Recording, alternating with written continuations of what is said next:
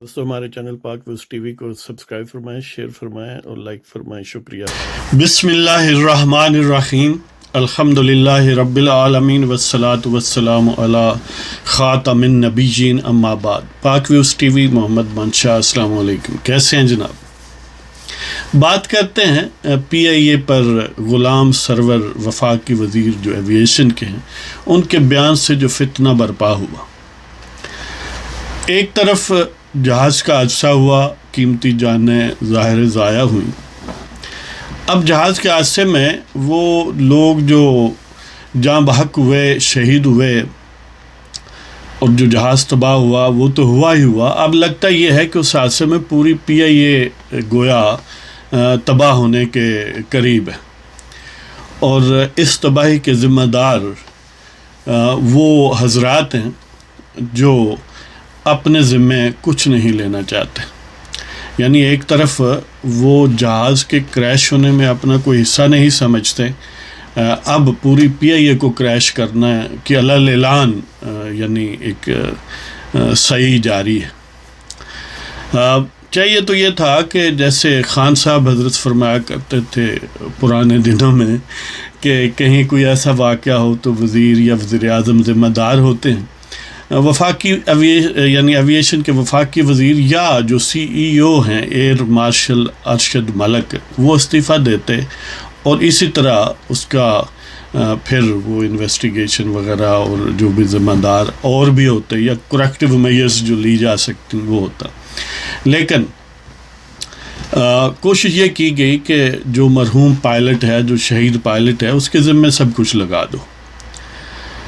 अब multiple developments, एक तरफ तो इस प्रेशर को रिलीज़ करने के लिए कि कोई ये ना कहे कि इस्तीफ़ा दो, वफाकी एविएशन के जो वज़ीर हैं ग़ुलाम सरवर, वो जनाब प्रेस कॉन्फ्रेंस कर दी उन्होंने और ये फरमा दिया कि 262 पायलट जो हैं कमो बेश उनके लाइसेंस जेली हैं।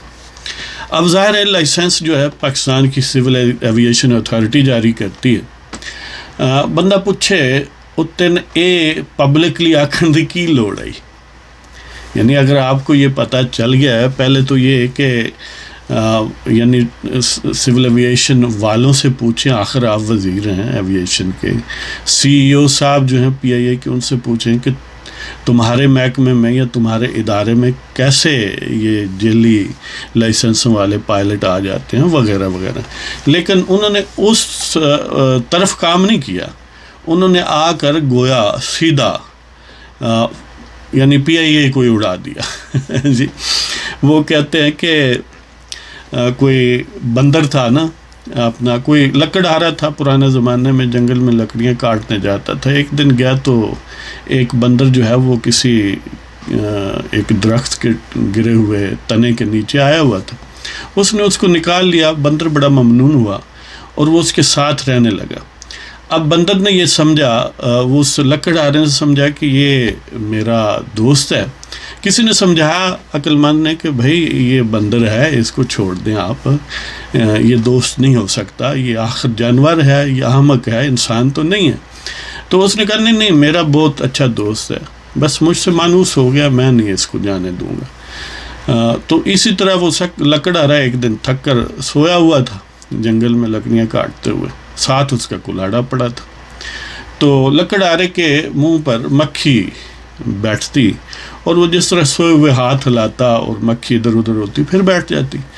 बंदर ने महसूस किया कि मेरा मौसम जो है बड़ा बेजार हो रहा है, ये बहुत डिस्टर्ब कर रही है। तो उसने जो ही मक्खी बैठी उसके चेहरे पर साथ कुल्हाड़ा उठाया और दे मारा। अब मक्खी तो पता नहीं मरी या न मरी, वो लकड़हारा जाता रहा।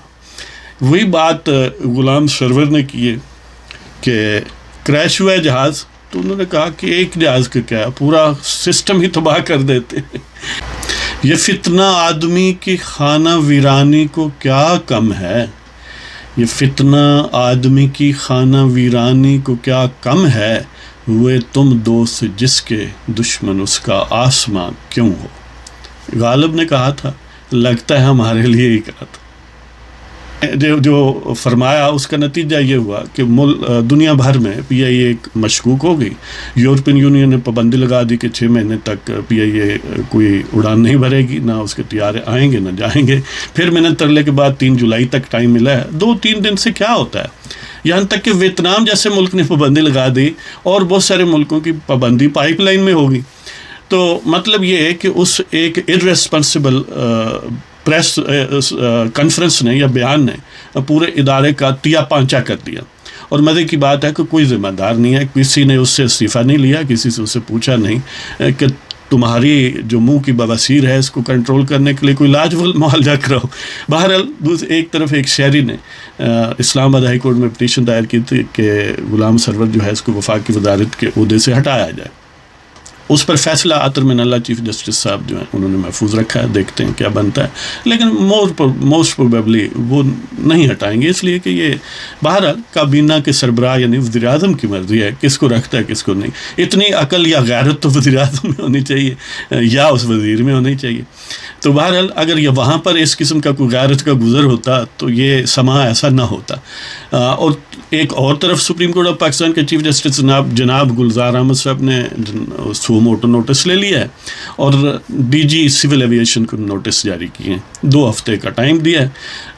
اور اس طرح پی آئی اے کے یعنی سربراہ کو اور ایئر بلو اور وہ دوسری کہ سیرین ایئر ان کو جو ہے وہ طلب کر لیا ہے.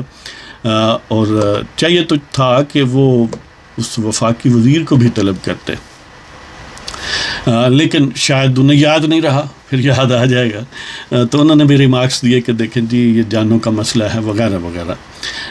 یعنی اب ہر ایک نمبر ٹانگنے کے چکر میں ہے.